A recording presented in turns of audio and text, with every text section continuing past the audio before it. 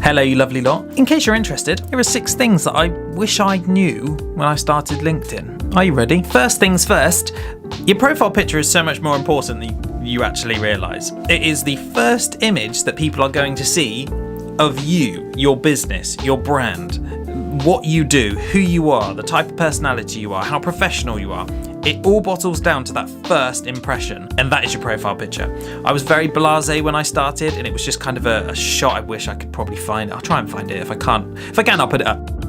And it was just a picture of me, and it wasn't really flattering. It wasn't a proper headshot. It didn't give off any of what I am as a person, who I am as a person. And it just looked unprofessional. And anyone that I would have potentially liked as a customer or a client of mine would have gone on there, seen that, and just been disinterested straight away because I didn't look like I knew what I was talking about. So first thing I wish I knew was the importance of a good profile picture. Second thing I wish I knew when I started on LinkedIn was how non-important a business page is. Now, a business page is important for proof that you actually work somewhere, so it's good to have one set up so you can link it to your account, but I spent so many hours trying to ponder over content that I could create for this business page. All of my best content that I would create, I wanted to be known through the business, so I would put content out there on the business page, when actually nobody interacts with business pages. It's too corporate. Everyone actually wants to interact with the individual, so if I'd put as much time as I did on the business page actually into my personal profile, the content out there, and building my personal brand to generate leads, I'd have done far better, far quicker. So second thing, I just wish I knew how not important a business page was. Number 3 on things I wish I knew is kind of how important a banner image is. It's just, does anyone still have a normal banner image? If you do, and it's just that kind of like already made version that you could just grab off of Canva or Pexels or whatever site you want to use, Pixabay, if it's just like a static image or worse, no image at all, you are wasting opportunity, because the first thing people do is they look at your profile, check this person looks professional, sensible, like the person they want to deal with. Then they look instantly to the biggest piece of real estate on the page, which is your banner image. And I was so blasé about that, didn't really care about the banner image, where actually that is more important to tell people about what I do than anything else, because that in itself can be used as a massive piece of content that's always there for everyone to see the moment they come onto my profile. I can tell them with my banner image what I do and what I can do for them, their pain point. The moment they come onto my profile, they don't have to have seen content, they don't have to have read any of my description, they only need to come onto my profile and they're faced with that banner and they can see exactly what I can do for them. I wish I'd knew how important that was at the start. Would have gave me a massive leg up.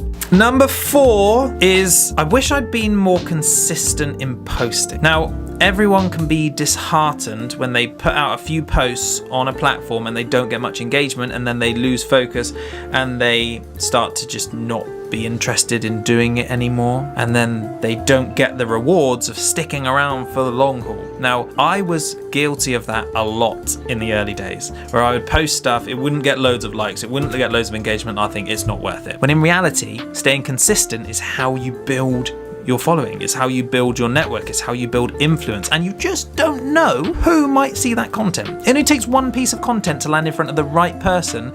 If it lands in front of no one else, just that right person, and suddenly you've got a client, suddenly you've got a business opportunity, suddenly you've got a job that you always wanted. That's all it takes, one piece. But you can't do that one piece unless you remain consistent. So I wish I'd known that I just needed to fight my own demons and push through when I thought it wasn't working, because I would have got to where I wanted to be much quicker. Thankfully, I understand that now and can implement it.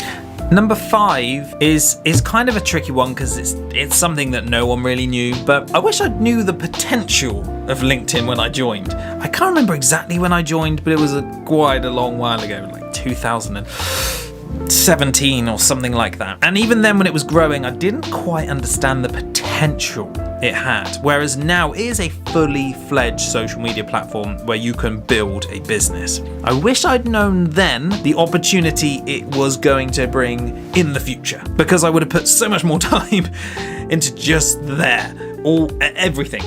Everything I had would have gone into LinkedIn right then and there. Whereas now there are more people on the platform, it is absolutely still possible to build up your personal brand. It's still possible to get clients. It's still possible to do all the things that you need to do. It's just a bit harder because there's more people to fight against. Whereas back then there was less people, probably half the people. Whereas we're nearly a billion users on LinkedIn. So it is harder now, and I wish I'd just known that I should have stuck to my guns and seen the potential in this platform. But as a message to everyone now, it's only going to get bigger. It's only going to grow and develop and become more of a source. So if you're looking at things now going, am I too late? No, just appreciate that it's going the right direction. So just all eggs into the basket. LinkedIn basket, have my eggs. And number 6, I can't remember if I said 5 or 6 tips, but I'm giving you 6 anyway. Maybe it is 6, so I'll let the title decide. I wish that I'd done outreach properly.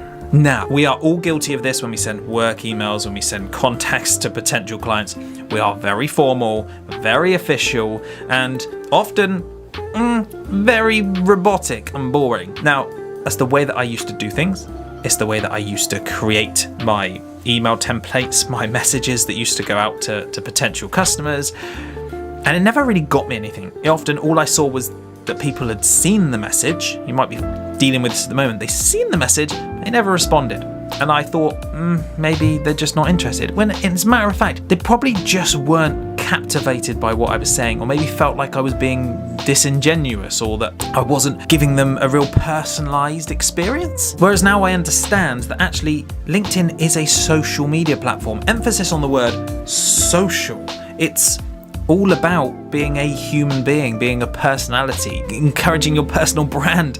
So the personality behind everything you do has to be real, it has to be authentic. And the moment I switched and I started doing a lot of outreach where it was just more informal, it was more relaxed, I wasn't so focused and worried about on being so professional, so they would definitely want to do business with me, because otherwise they just might think that I'm unprofessional. Not, it couldn't be any different. Actually, in fact, when I got less professional and kind of more relaxed and friendly and real and authentic, then they started to respond. Then people started to actually want to engage with me. That, coupled with all the content I was then doing, the consistency, the outreach, the connections, all of that, it just works and molds into a perfect thing. So that is my 6 things that I wished I knew when I was starting out LinkedIn. If you found this video valuable, please, firstly, go to LinkedIn, connect with me, and let me know that you came from YouTube. I love it. I always outreach anyone who has watched a previous video of mine and has gone and done this and connected with me.